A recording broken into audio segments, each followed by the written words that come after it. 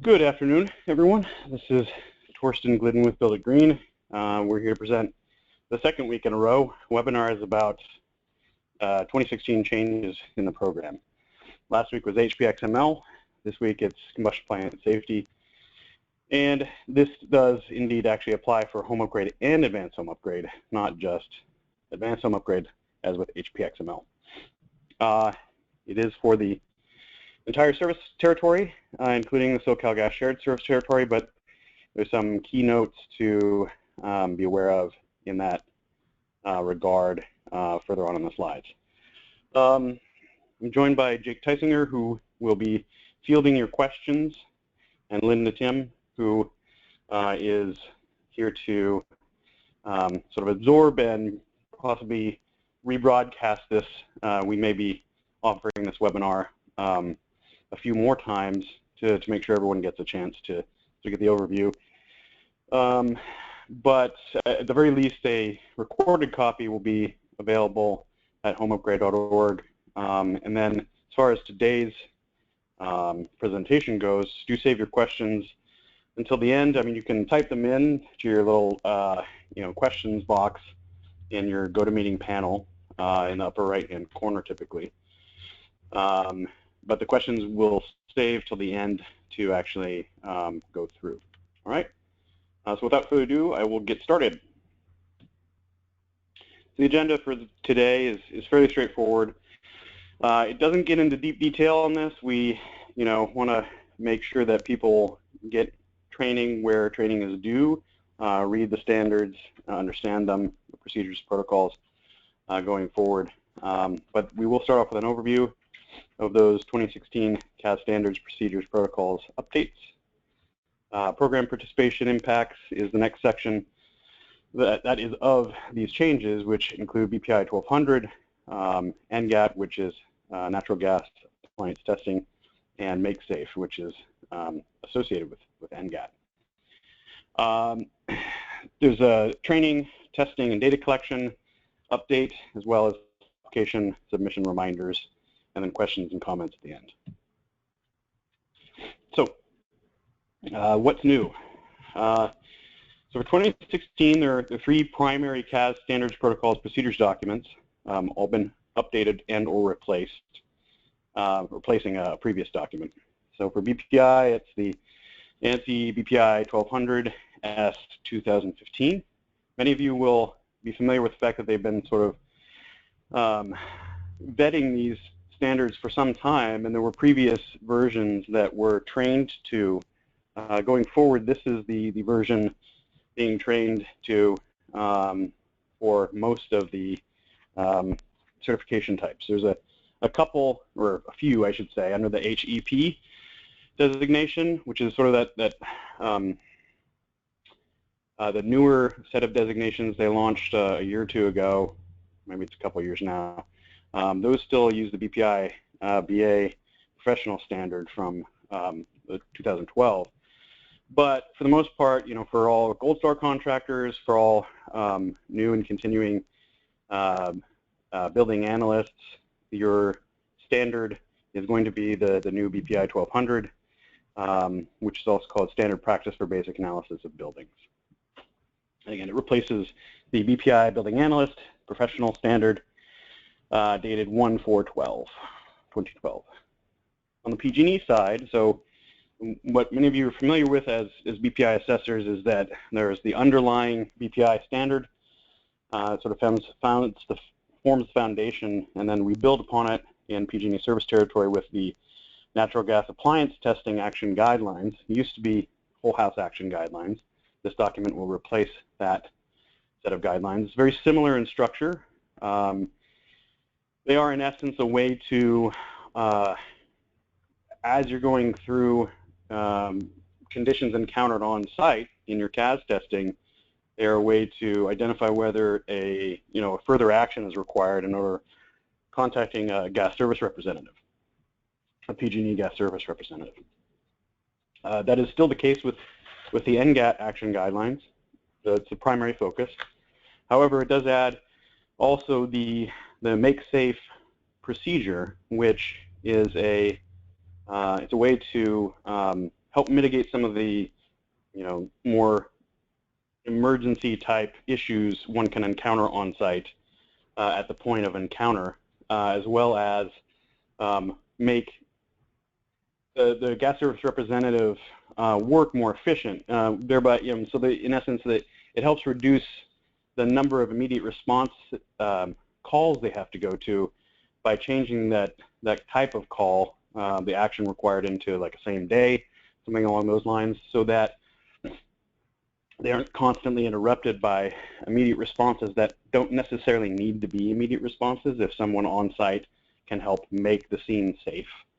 Hopefully that sort of, pulls a lot of the concepts and nomenclature together. And if, we'll get into a little bit more detail later, but in essence, the make safe portion will require training for everyone participating in the program, so you are aware of how to do it, given the opportunity and the indication in the NGAT action guidelines.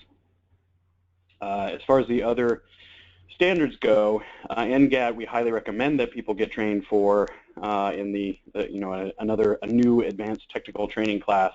Even if you've already attended it in the past, the focus is now going to be on the updated guidelines as well as the make safe. So it would be it becomes highly recommended that you attend a new advanced technical training. If you need the make safe, you can get that in a couple different places. We'll get into that a little bit later. But anyway, then the third thing is the whole house combustion appliance safety test procedure. And many of you are also familiar with this longer, more detailed document than the action guidelines. It's less a checklist and more a manual of best practices and expectations within PG&E service territory in terms of combustion appliance safety testing. So it sort of adds, a little bit of PG&E specific detail to what you'd otherwise expect to perform for BPI 1200 or the former BPI. This replaces the 2012 document with a 2016 document. It was actually put together in 2015 and had come into some use in other programs, as I understand it. But this is the, for launch for 2016, an updated and refined document. So, and then do please note the asterisk. So in SoCal Gas territory, or the shared service territory, PG&E Electric SoCal Gas, the CAS assessor, testing individual would want to employ the SoCal Gas inspection guidelines as opposed to NGAT or whole house safety, combustion appliance safety test procedure specifically. Now one can use the best practices in there, and when in doubt, contact SoCal Gas's customer service line. But for the most part, when you are in that shared service territory, you'll be using the SoCal Gas inspection guidelines. At least for the time being. We'll, if there's any update to that, we'll let you know. However, if your customer is a PG&E electric customer and has propane, even if they're in an area generally considered SoCal Gas territory, you'd still be applying PG&E's guidance as well. So do make sure that you understand it. If you participate in those, that shared service territory, you understand both procedures. That is a program requirement, and that it continues to be going forward. So, so here's the BPI 1200, the most recent version, up to date. It was released, for training in 2015, and had a long comment period that dates I think all the way back to possibly 2013, but definitely 2014. The adoption of it did occur in some places, and for training certainly prior to 2016, but as of 2016 is the sort of law of BPI's land, if you will, and is required for use for building analysts as well as Gold Star contractors, accredited contractors, and so on. So it is best to make sure that you're familiar with it. We are not offering BPI 1200 only training. We do offer a training that will occur a few times this year potentially more if there's more interest, but it is a BPI 1200 training paired with the home upgrade core training. So it's a it's a typical week-long. So it integrates the home upgrade core information, which is our 3-day training, which is typically reserved for folks participating in. It's a requirement of folks participating only in home upgrade, but it is recommended for everyone. It's a free training, but with BPI 1200, the BPI portion is a cost to the participant. The home upgrade core portion is, in essence, it's free still, but it's woven into that training. It does culminate with a BPI building and certification. So if anyone is interested in that, please do contact Build It Green or sign up for any of the trainings on the books already at our events calendar on the homeupgrade.org website. But for exploration of this particular document, visit the bpi.org website at the approved standards subsection page, if you will. There's a button on the main bpi.org site that says approved standards, and that's where you want to go to find this. Home upgrades also got with it PG&E based standards, as mentioned earlier. So there's the NGAT, which is, well, not so much a standard, this is a guidance document, but it offers guidance on what action to take when certain conditions are encountered in the home while testing. And it came out of the Energy Savings Assistance Program, but is also applied to the home upgrade program. It used to be called Whole House Action Guidelines. This is now, again, Natural Gas Appliance Testing Action Guidelines, or NGAT Action Guidelines for short.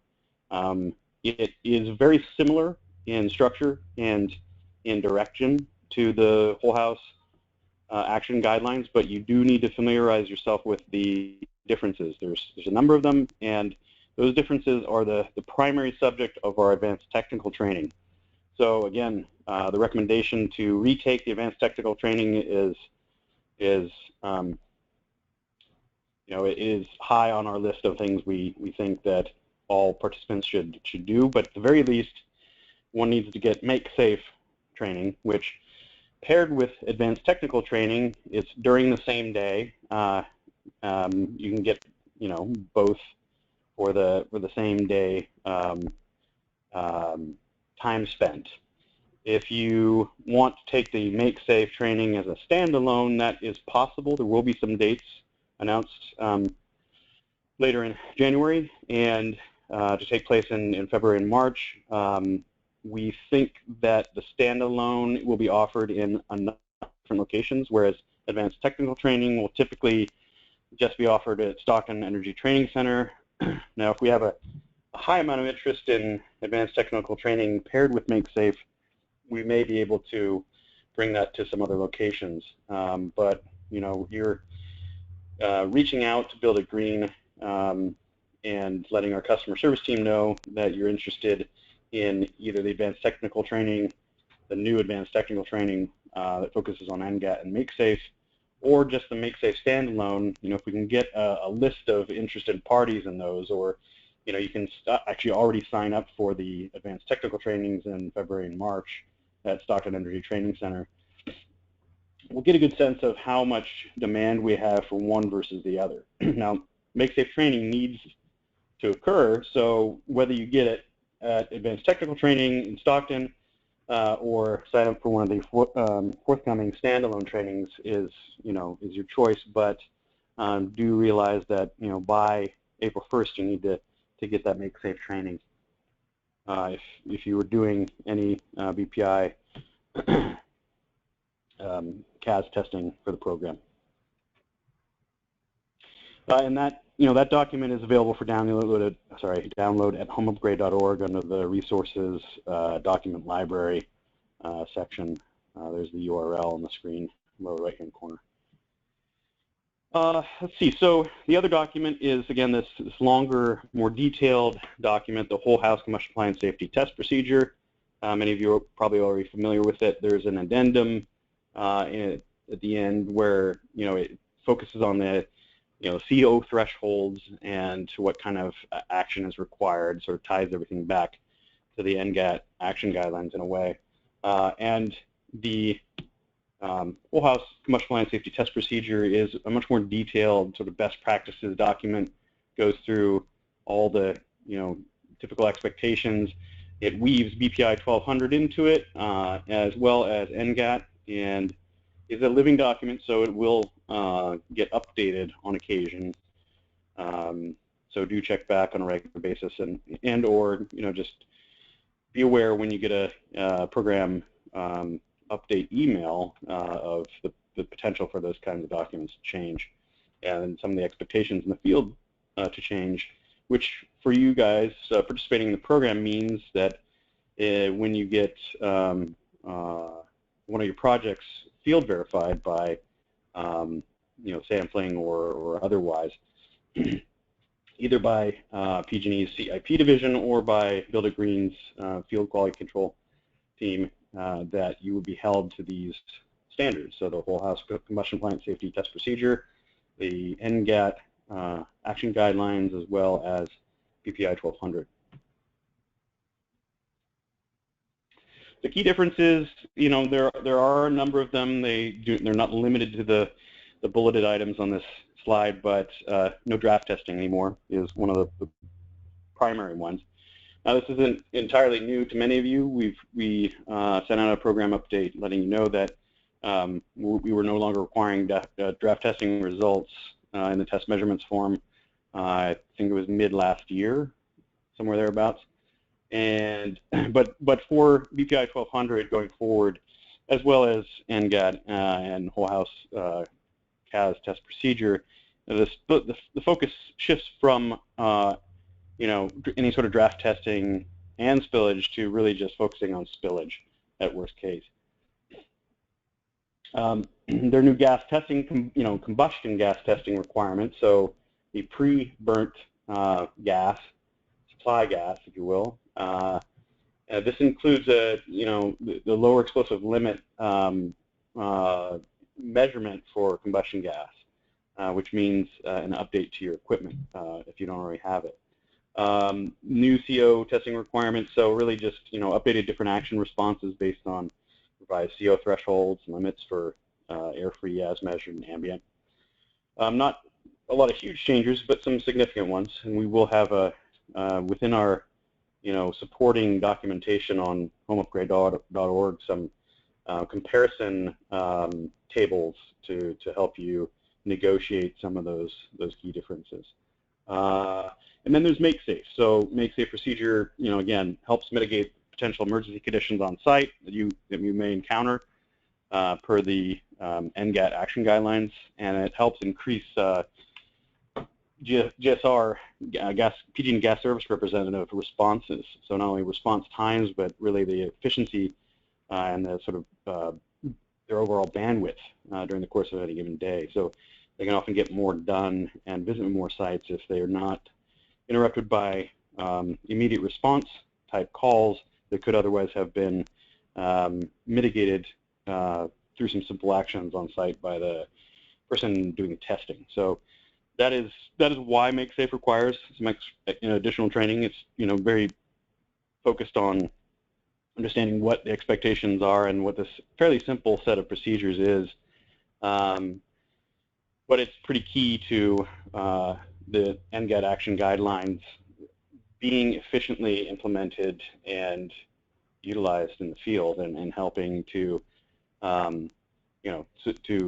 to make it possible for these gas service representatives to save you guys time on site. Because if they don't have to, if they can have a more orderly scheduled day, they can visit your project quicker typically. So it's actually not in your best interest to call in immediate response, emergency type calls when you could otherwise have made some simple corrections.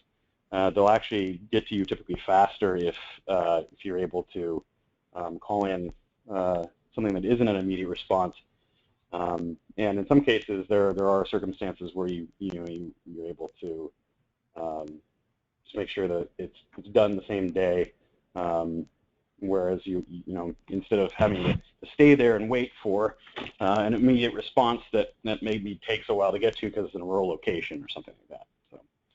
So more examples to come in terms of, you know, being in those trainings. You get to ask those questions directly, or what the expectations are, and what kind of response you'll get. So it is really key, critical, crucial that you get into one of the Make Safe trainings sooner rather than later, so you're prepared for it when, you know, by April 14th, we're expecting everyone to follow Make Safe, NGAT, and the, you know, BPI 1200 and the new whole house combustion line safety test procedure.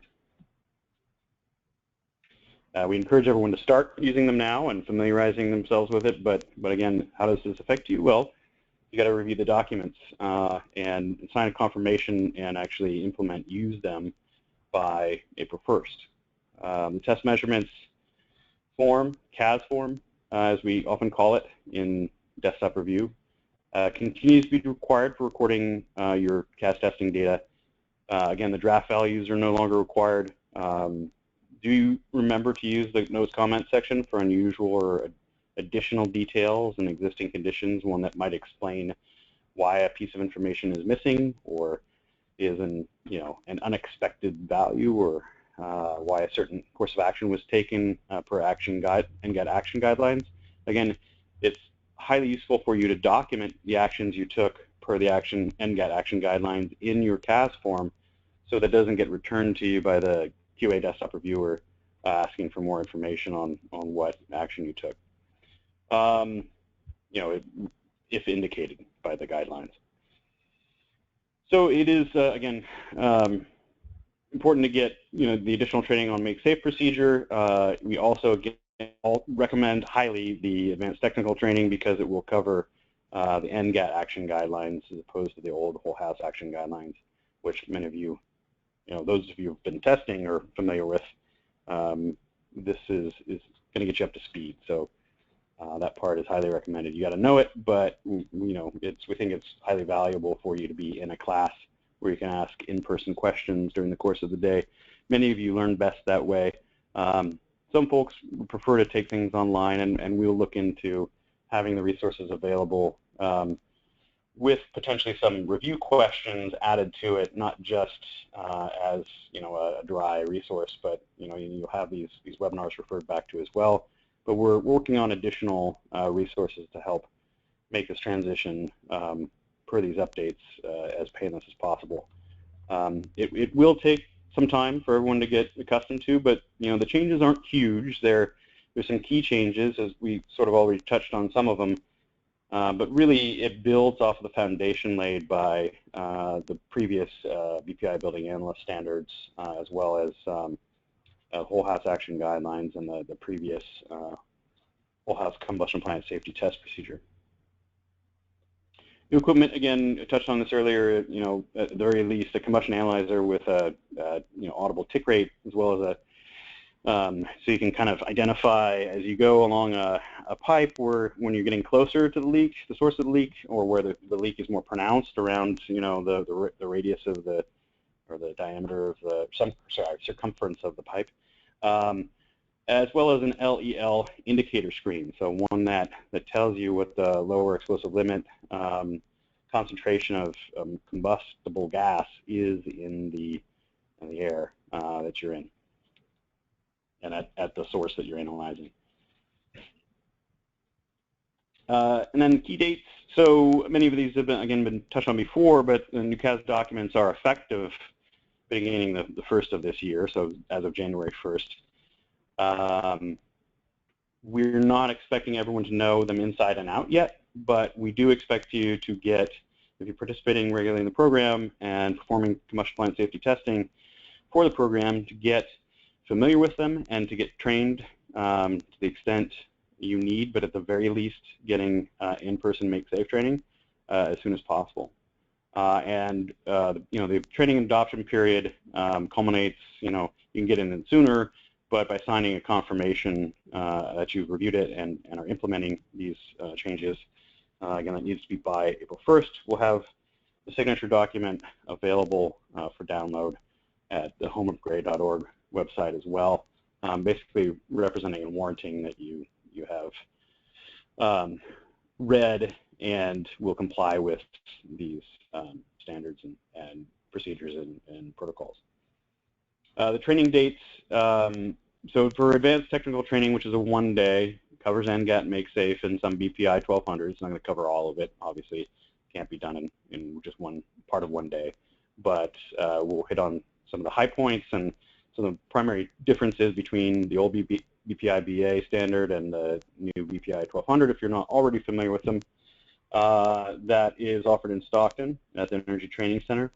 Do note that the Energy Training Center has got a new location in Stockton, so when you go to sign up, take note of the address, because it's going to be different than you may have been familiar with other trainings.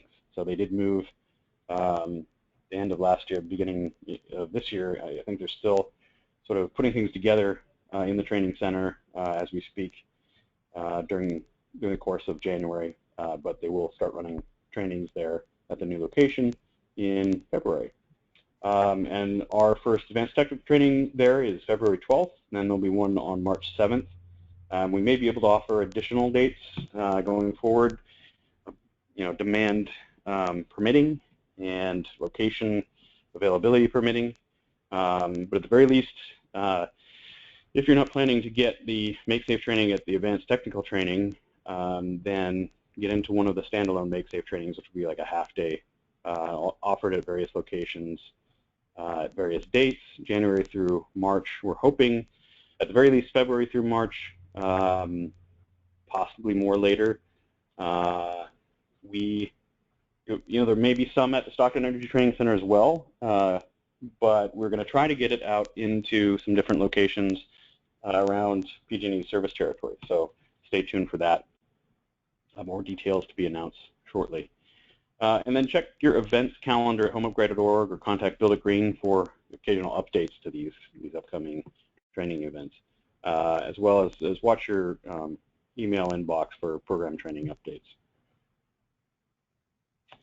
So briefly, the training testing and data calculation, how it's relevant under the circumstances, or where to find it, for instance. So if you haven't already been here, homeupgrade.org, there's a Get Training button there, and it'll take you to an events section, and it will default to the month that we're in, but it actually defaults to a list view. So if you don't prefer the list view that you have to scroll down through, then you can always go to this View As button, select months, and then it'll sort of give you a sense of where in the upcoming month or the existing month or a few months down the line things are going to occur during that calendar month. Helps you compare it with your own. The test measurements form, again, you no longer need to enter draft test data. It focuses on spillage at worst case. Make sure you fill out everything else as relevant, and if it's not filled out, the expectation would be that you use the notes comment section down at the bottom to describe why something wasn't filled out.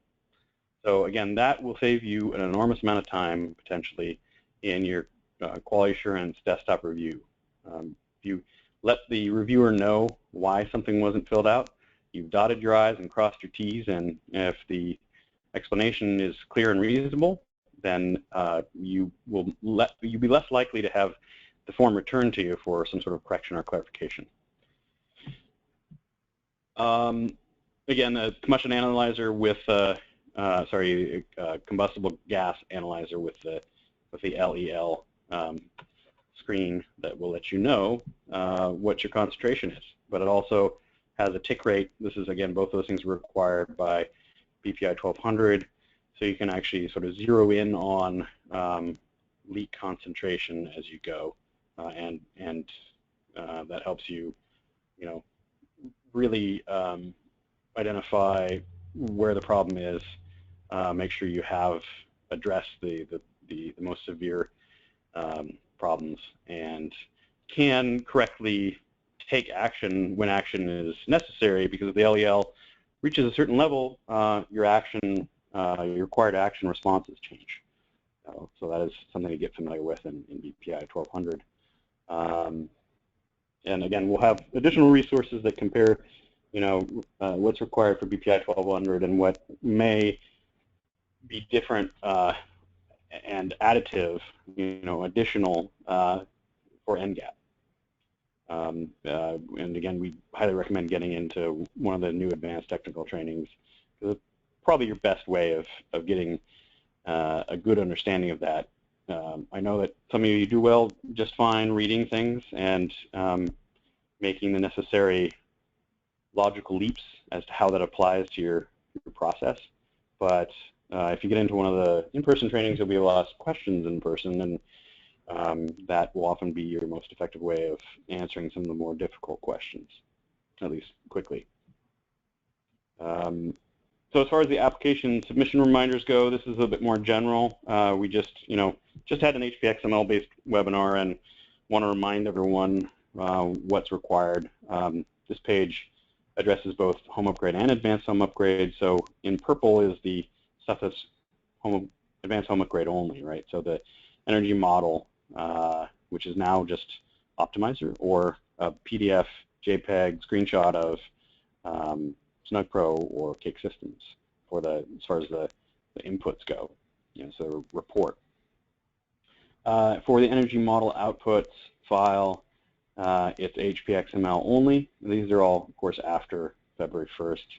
Up until February 1st, you can still submit a new Energy Pro file, but after February 1st, you got to submit an HPXML-based file. And for those projects that did start prior to February 1st in Energy Pro, you continue with Energy Pro until its completion, but the completion must occur by June 1st. So your project has to wrap up by June 1st, because you've got to use the same type of software that you modeled in with to model out. And when Energy Pro is being sunsetted, that means you only have a limited time to get all that stuff in. We do have that resource available online as well, I believe. So there were 2 HPXML update webinars offered last week, and then the resources, the recorded documents should be up there within the next week or so, which will be about the same time that this presentation's slides will be available and recording.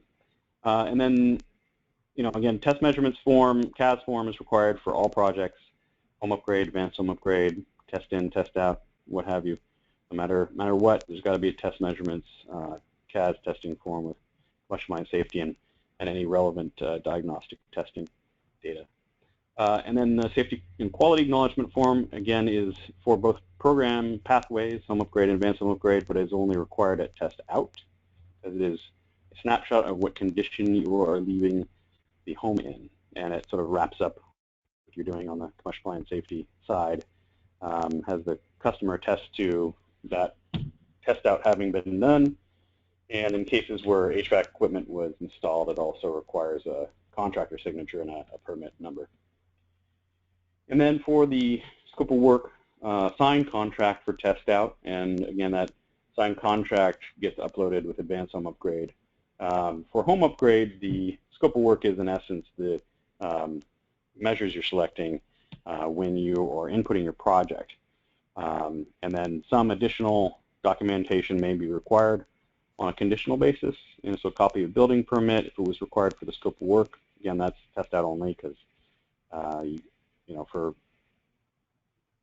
the scope of work could change, so that means the building permit could change and so on. So heat producing devices form. So HPD forms are for if attic insulation and or new heat producing devices were installed.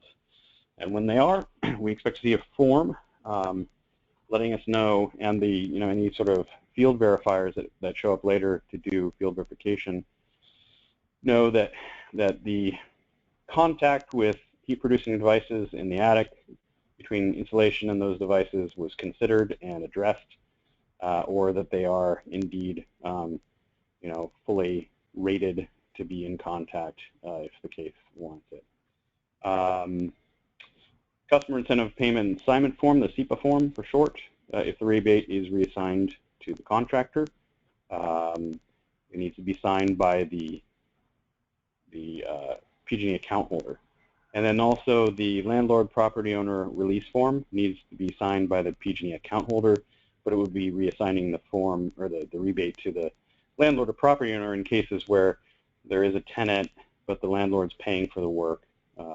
So the expectation is that the rebate would go to them, and it solves the issue that the default position is that the rebate would go to the PG&E utility account holder, which in some cases is a tenant. So do make sure that you keep that in mind every time you do one of these projects. Make sure that it is very clear who is to receive the rebate, what their name is, and where they want that rebate check mailed to, because we do on occasion get projects that didn't consider that very carefully, and they often have to be resent to a different address, which costs extra time, and people get grumpy when they have to wait for the check.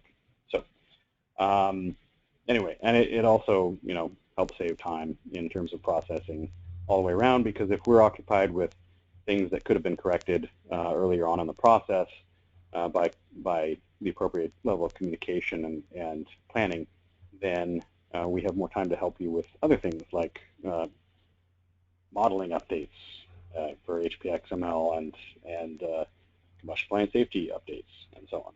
So do keep that in mind. We're all sort of working at the same things from different angles, and we help you best when we're freed up from some of the unnecessary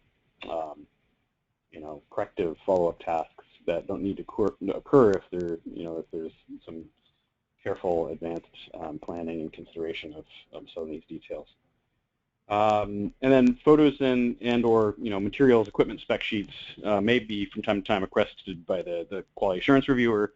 That sometimes can include actually like a HERS verification form, like a CF3R in certain circumstances, to verify unusual piece of information or a discrepancy in data submitted potentially. So those are all key things to keep in mind when submitting your applications, either home upgrade or advanced home upgrade. And then CAS reminders, just in brief. I mean, we've hammered on a lot of these dates and points, but again, complete training updates and signed confirmation that you have read and will be implementing use of updated documents by April 1st. Just a quick reminder to comply with OSHA/Cal OSHA confined spaces requirements. This has been circulating. There are some webinars that help update people on the changes. I think that Efficiency First has been offering, as well as possibly BPI. I know BPI sent out a couple emails about it, and we have addressed it as well. But in essence, it's a code-based thing, a safety compliance-based thing, and that is part of what you agree to in participating in the program is following all state, federal, local requirements, and this would be one of them. So while we're not offering specific training on this, we just wanted to highlight again that you and your crew are complying with the updates in the OSHA Cal OSHA confined spaces requirements. OSHA is in essence coming closer to Cal OSHA with their requirements, so a lot of what you're already complying with under Cal OSHA applies here. So in many cases, it's not going to be a huge change for California contractors, but just do be aware of it. Make sure you're complying, because there's no limit geographically to where OSHA is going to show up and potentially fine people for non-compliance. So be aware, and it does affect, per the work that you guys perform in the program, some of the work that you may be doing. So, and then also, as always, BPI, Certified Professional, performs combustion plant safety CAS testing and test out always for both program pathways. That the CAS testing is always required, and and now the addition that PG&E advanced technical training is required. That addition is the Make Safe training. In the back end of the day, we'll cover Make Safe training. as well as be focused now on the NGAT action guidelines. So questions, comments, we'll get there shortly. Some contact info and next steps. So again, the supplemental supportive documentation will be available on the program portal at homeupgrade.org.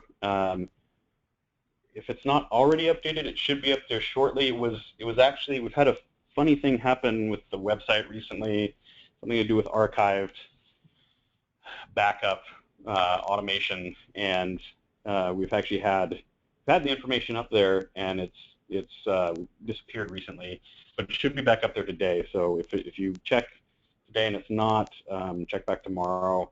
We'll be monitoring it closely, and of course everything will be as up to date as possible following this webinar as possible.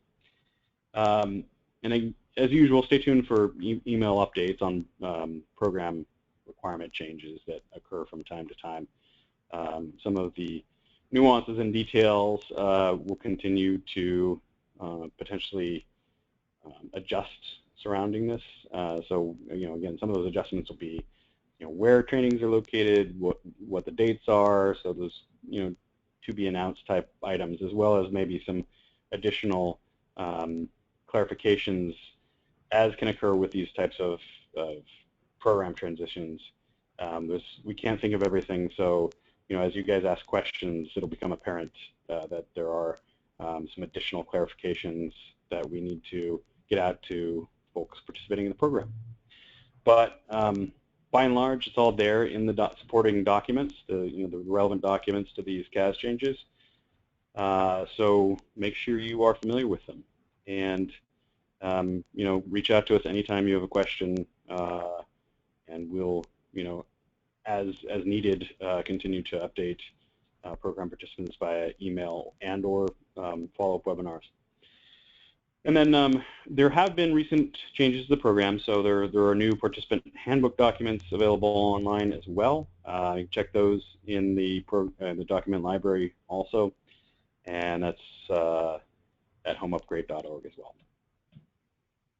Participant hotline 510-285-6222, and then you see there are some subcategories of email addresses to use. Probably the most effective one for general questions and for combustion line safety, therefore, would be info@homeupgrade.org.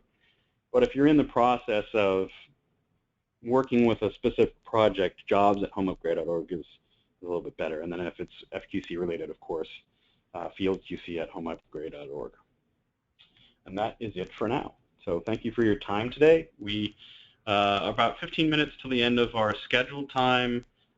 We've had, I think, some questions come in during the course of the webinar, so we'll take a few minutes and compile those and get back on the phone or on the presentation with some answers or further guidance, and keep at it until we reach 3 o'clock or we've exhausted the questions. So give us a minute, stay on the line. We'll be right back.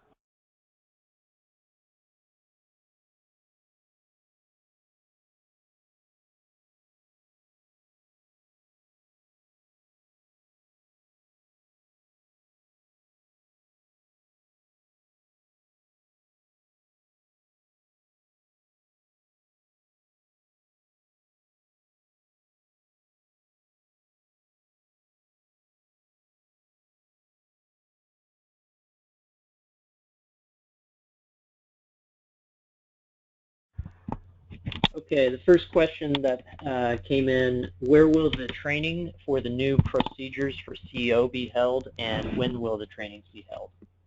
So I think that's, it's not just CO, right? It would be combustible gas as well, and, sort of anything pertaining to combustion line safety. That is the advanced technical training. At least as far as the PG&E portion is concerned. Those advanced technical trainings, as we mentioned earlier, there are 2 on the books already at homeupgrade.org at the events calendar. One is February 12th, and the other one is March 7th, I believe. You go back, and yeah, March 7th.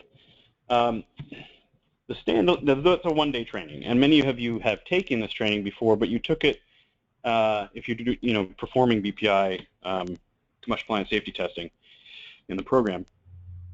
You took it with whole house action guidelines, which is the old action guidelines.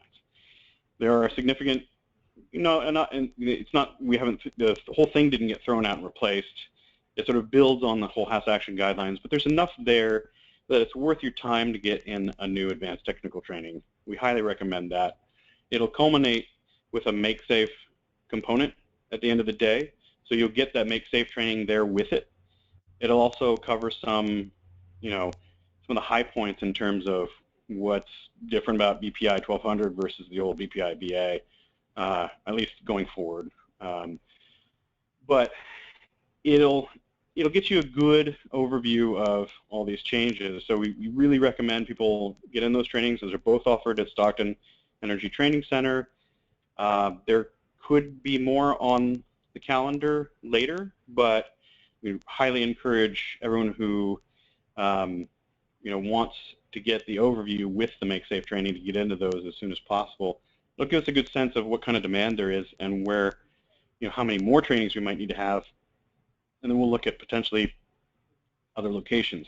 Now, what I can say is that if you just want to get the standalone Make Safe training and leave the, you're familiar enough with BPI 1200 and are comfortable with the new NGAT standards once you read through them, then you would only need to get the Make Safe training. And that's there's going to be standalone versions of those, which are half days. Those will be offered at various locations and dates to be announced. Hopefully some in January, but definitely February and March. We'll get you an update on what the locations and dates are, as well as time, because it's a half day, right? So the Make Safe training is a little bit less focused on CO. I mean, there's a CO thresholds component to it that you need to be aware of, but it really just sort of rebroadcasts information that's already in either BPI 1200 or NGAT or whole house action guidelines, combustible plant safety, test procedure, and utilizes it. So familiarizing yourself with those documents is the key, and then that's part of the Make Safe training in terms of when you have to take certain types of action, what kind of action to take. So the Make Safe is a requirement for everybody who is performing BPI CAS testing. More detail on CO changes and gas testing changes and the whole deal is available at the Advanced Technical Training, the one day, which includes Make Safe. So I can't emphasize that enough. I really highly recommend getting into one of those full day new Advanced Technical Training classes. But again, if you're one of those people who absorbs things really well by reading it and can put it into practice, then you just need to sign and take the Make Safe training, and you're good to go. Hopefully that answers the question. And we'll be right back with another one.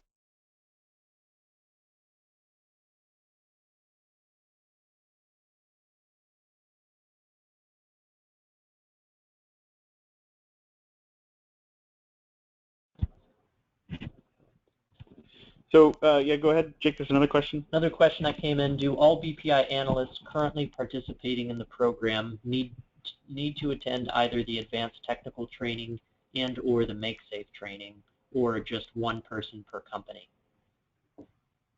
So as it stands right now, it's everyone performing BPI combustible plant safety testing in the program. That will definitely be true for the Make Safe training, right? Because it's entirely new to everyone. No one's had some version of it in the past, unless you're participating in the Energy Savings Assistance Program, potentially. If you had been and have taken it already, there were some Make Safe trainings offered for ACQC folks as well, and if we can verify that you've been in the class already, then of course you don't have to take it over. But because this is new to almost everyone in home upgrade, this would be something that everyone performing combustible plant safety testing for home upgrade needs to take. Again, it can be as short as a half day, but that's the way it stands currently, and I don't know if that's going to change in the future, but your only sort of get out of that training altogether scenario would be if you've already taken it. So if you can, point us in the right direction and we can verify it, then we can potentially sign you off, check you off, your box off on that one. But hopefully that answers the question. And we'll be right back with another one.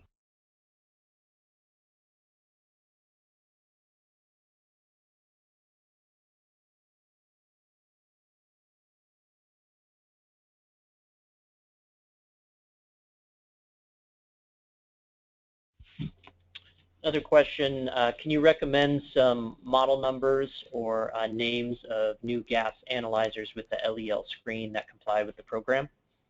We can't make those kinds of recommendations. We don't, play favorite to any particular type equipment manufacturer. I believe I did include a photo of one in here. That particular model is Sensit. Whether it's any better than another manufacturer's or not is an open question. But as with any piece of equipment, I think most of you are pretty good at this. You do search online, you look at the the reviews of the product and look for information that states specifically that complies with BPI 1200 and other standards potentially, but BPI 1200 for sure, because that's where that requirement comes from. Your usual sources are going to have at least one version of these. Typically, we can't recommend any specific brand, but you're going to be comparing prices too, probably, and unfortunately none of these with the LEL readout are terribly cheap, but you also don't want a cheap device because you're going to be using this for a while, and cheap devices tend not to work very well. So don't buy the cheapest one is my recommendation personally. Buy one that has good reviews and it clearly complies with BPI 1200. I would recommend contacting the vendor too. If for some reason their website doesn't lay that out. I've seen a couple websites where it specifically references BPI 1200 for the device. So they're out there. You can find them, but we can't promote one vendor or equipment manufacturer over another because there are some multiple good ones on the market.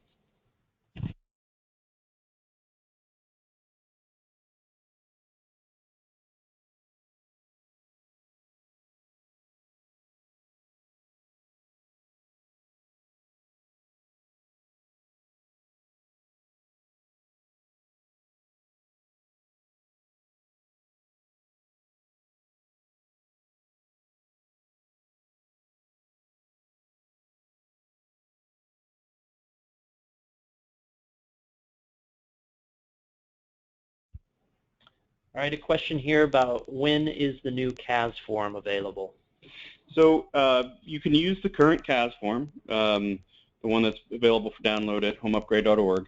There's nothing wrong with using that CAS form. At some point in the near future, we expect to update the CAS form to the one that you may have seen on the screen earlier, because I think it's a little bit easier to use, and it saves some space on the draft inputs because we're not requiring those anymore. That one has not been released yet. It needs to get signed off on and probably a few tweaks before it's rolled out.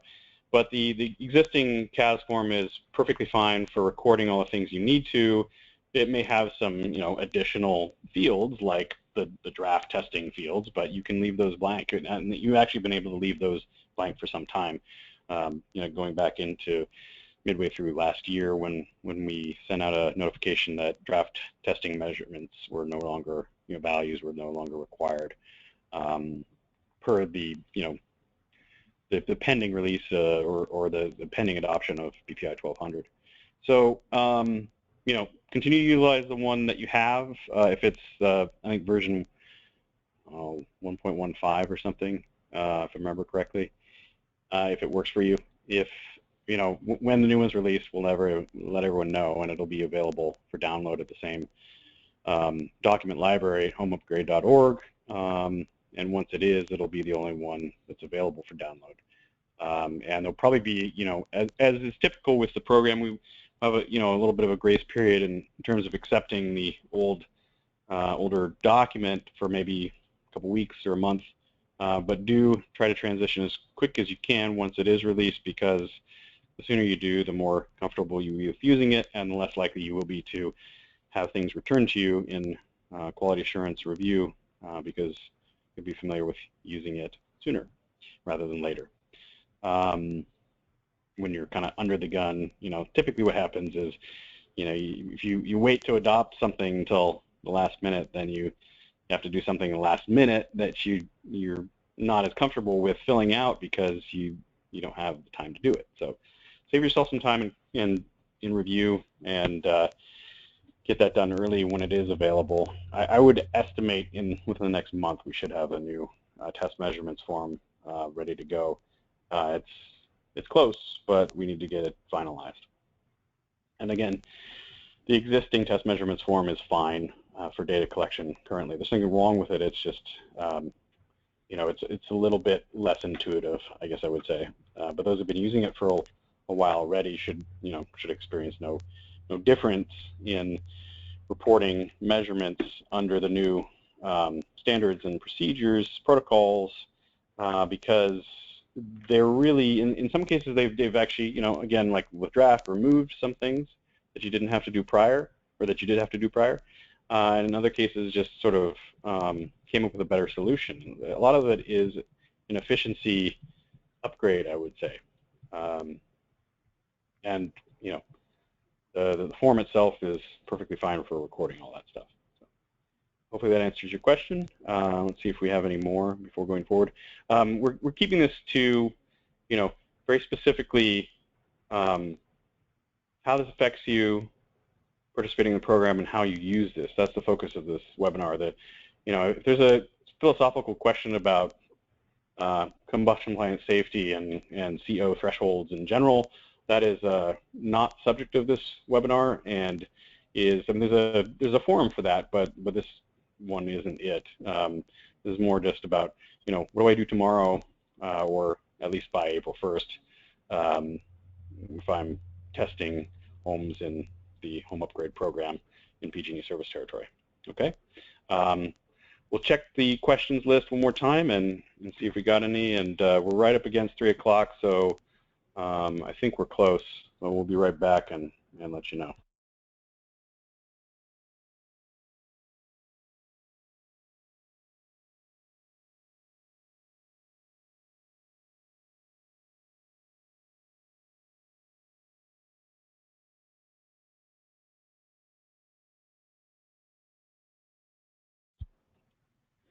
So we had a final question come in right under the buzzer. We'll get that one, and then we'll let you all go. If you have had your questions answered already, if you're comfortable with that, then you're more than welcome to leave at this point, and we do thank you for your time. Any additional questions, feel free to use one of these phone numbers or email addresses to get your questions answered. And last question, Jake? Last question. I'm a general contractor. If my business does not have a BPI certified professional, is it hard to get the BPI certification? What is the fastest way to get it, or do I have to hire an individual to do this job? Well, if you're participating in advanced home upgrade, you would need to have a BPI certified individual on staff in order to enroll.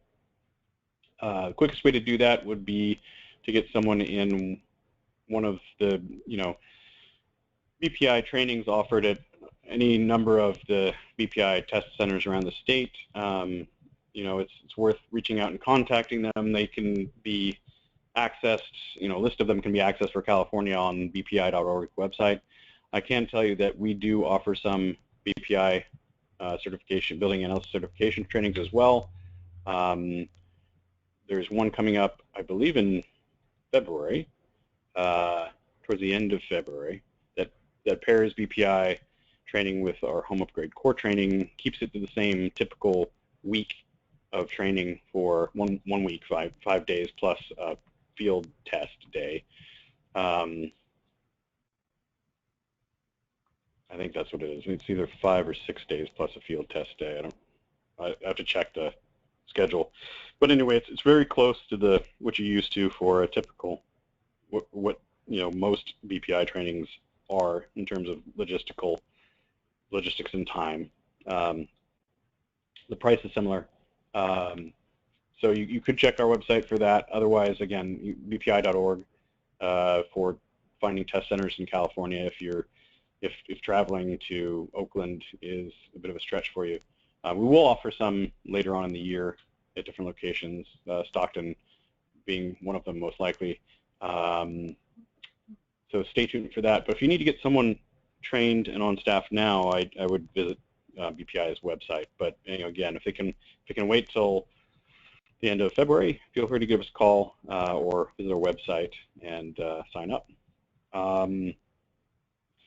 Now, if you're only doing home upgrade, so the prescriptive pathway where you just you have a limited number of measures and you sort of select them a la carte. You don't have to model them. It's the simpler pathway, but lower savings and lower potential incentive amount. Then you would not need to have a BPI trained individual on staff, but you would have to take the home upgrade core training 3-day and hire someone that was BPI certified and had our advanced technical training in the past and has had the make safe training. So do keep that in mind. If as a B licensed contractor, I'd highly recommend taking the previous or the former route that I mentioned, where you're actually training someone on staff and can perform home upgrade or advanced home upgrade, so your options are not limited, and you don't have to depend on an outside contractor for the timing. But the options are open. So you can get more information on this in the participation workshop, which is also an enrollment requirement. I don't know if you've already had that or not, but if you've had it already and have follow-up questions, feel free to contact us at 510-285-6222, and we can help point you in the right direction. And I do believe that's it. We're past 3 o'clock. It's 3:05. We appreciate your time, and stay tuned for more forthcoming. But do, in the meantime, start to get familiar with those documents, BPI 1200, the new NGAT action guidelines, and the whole house combustion line safety test procedure, the updated version. And then get into a make safe training and or advanced technical training as soon as possible, because the advanced technical trainings will also have a make safe component that fulfills the requirement to them. So that's it for now. Thanks again. We'll rebroadcast this particular webinar on Thursday. So if you missed anything, feel free to attend that one as well. And that is it for now. Thank you.